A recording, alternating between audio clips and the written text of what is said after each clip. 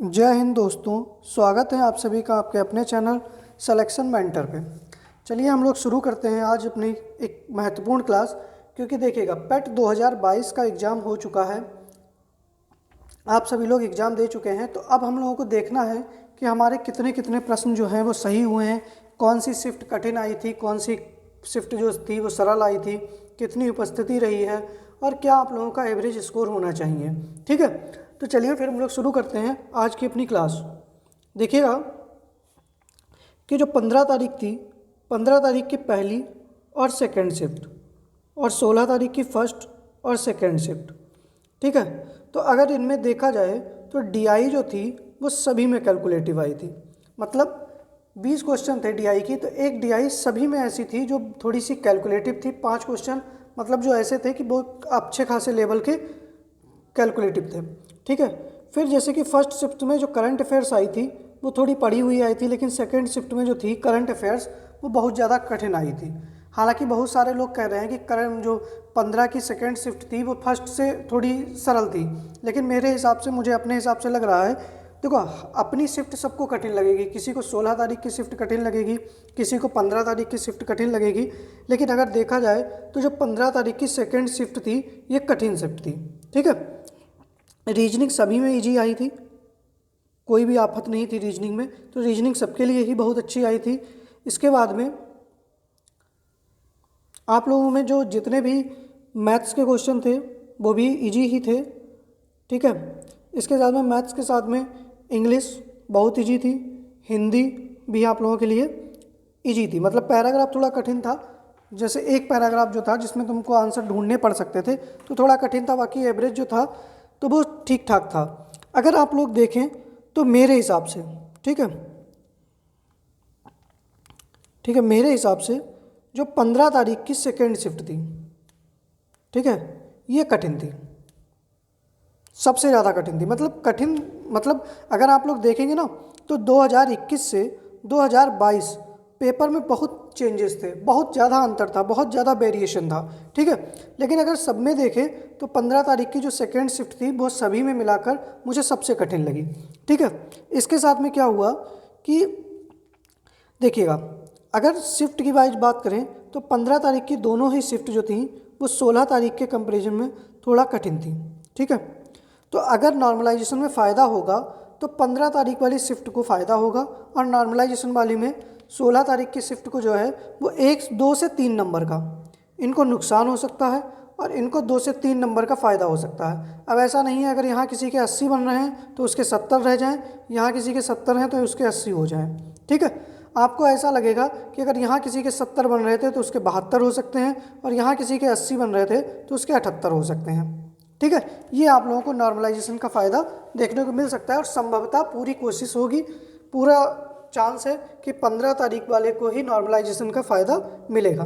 ठीक है, दूसरी बात देखिएगा, जो उपस्थिति थी वो उपस्थिति हमारी लगभग 67% रही। कितनी रही?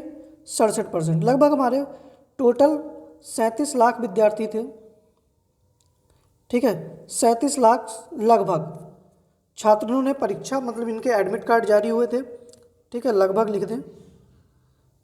इसके साथ में हुआ क्या कि लगभग 25 लाख बच्चे इन्होंने परीक्षा दी।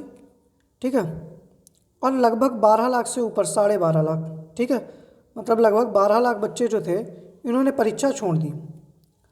ठीक है, अगर आप लोग एक बार देखेंगे इस बार उपस्थिति कितनी रही तो 67% रही, और 2021 में जो थी उपस्थिति वो 85% थी। लगभग 17.5 लाख बच्चों ने फार्म डाला था। ठीक है, लगभग 17.5 लाख बच्चे जो थे उन्होंने इस फॉर्म को डाला था, तो 85% थी, लेकिन इस बार कितनी है? 67% ही है। देखिएगा, सेंटर दूर होने की वजह से, मैंने बहुत सारे बच्चों को बात की तो बहुत सारे बच्चे सेंटर दूर होने की वजह से परीक्षा हॉल में पहुँचे, लेकिन वहाँ पहुँचते पहुँचते उनकी तबीयत खराब हो गई। ऐसा भी बहुत सारे बच्चों के साथ हुआ है, तो हड़बड़ाहट में भी पेपर ख़राब हुआ है। ठीक है, पेपर जो है वो हड़बड़ाहट में भी बहुत सारे बच्चों का ख़राब हुआ है। अभी आप फाइनल आंसर की आने दीजिएगा, अभी अगर आपको कोई 95 बता रहा है ना तो वो देखना आप 80 पे गिरेगा आके। अगर जो 95 भी सही बता रहा है ना वो 80 पे गिरेगा आके, क्योंकि बहुत सारा प्रेशर होता है। देखो कहने के लिए तो मैं भी कह सकता हूँ, मैं यहाँ बैठा वीडियो बना रहा हूँ, मैं आपके लिए कह दूँ कि अरे हाँ वो पेपर ईजी था, लेकिन जब आप परीक्षा हाल में बैठते हैं ना तो उसका प्रेशर केवल आपको पता होता है, वो दूसरा कोई उसको हैंडल नहीं कर सकता। तो ये बहुत बड़ी समस्या होती है। ठीक है, तो ओवरऑल जो है वो 15 तारीख वालों के 1-2 नंबर बढ़ सकते हैं और बहुत ज़्यादा फर्क नहीं रहेगा 15 और 16 तारीख में।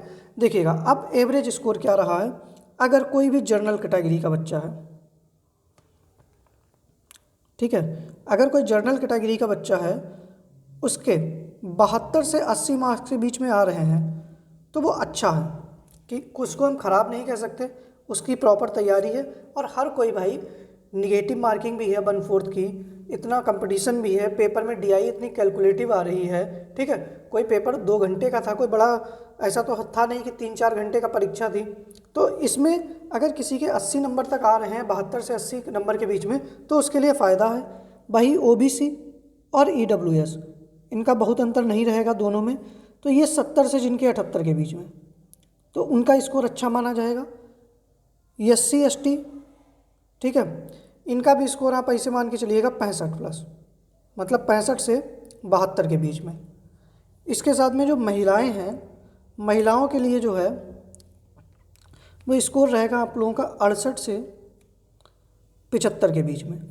अब ये वो लोग हैं, मैं आपको फिर से बता दूं, ये मैं जो कट ऑफ एक थोड़ी सी एनालिसिस करके बता रहा हूँ, ये कट ऑफ आप लोगों के लिए वो होगी कि जिनमें पता लगा 2000 वैकेंसी आ रही है, 4000 वैकेंसी आ रही है। जैसे मान लिया कि लेखपाल की लगभग 4000 वैकेंसी आएगी, तो जिसके 70 से 80 नंबर होंगे, मतलब 70 से 80 नंबर जिसके जर्नल में होंगे, वो इस वैकेंसी में फॉर्म डालेगा।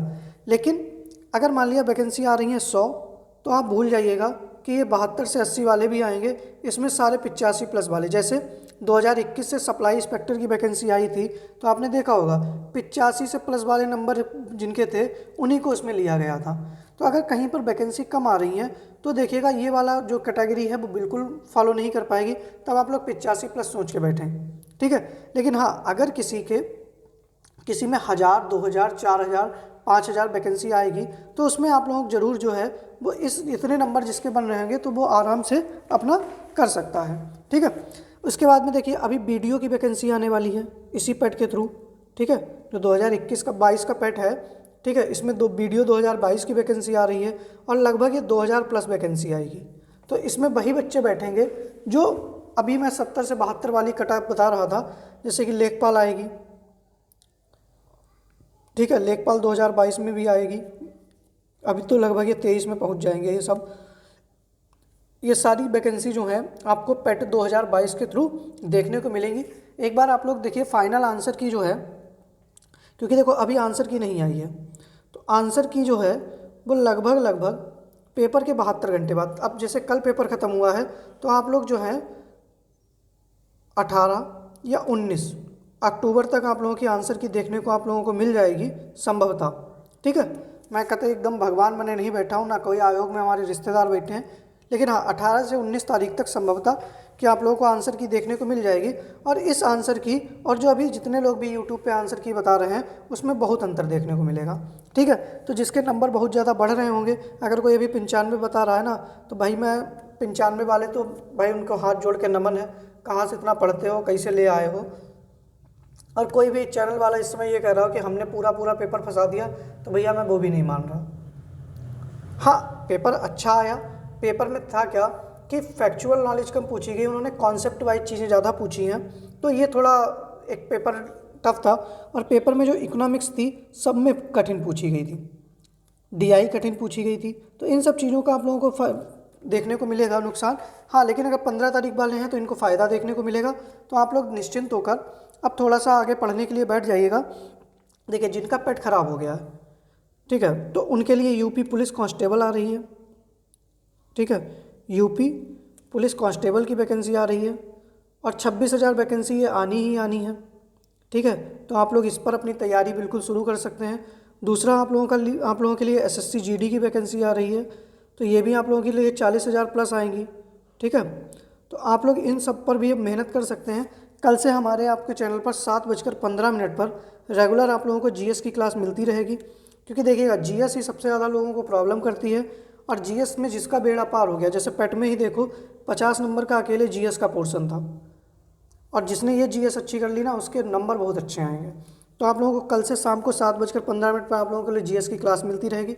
बाकी आप सभी से निवेदन है कि अगर आप लोगों को वीडियो पसंद आई है तो वीडियो को लाइक करिएगा और चैनल को सब्सक्राइब करिएगा।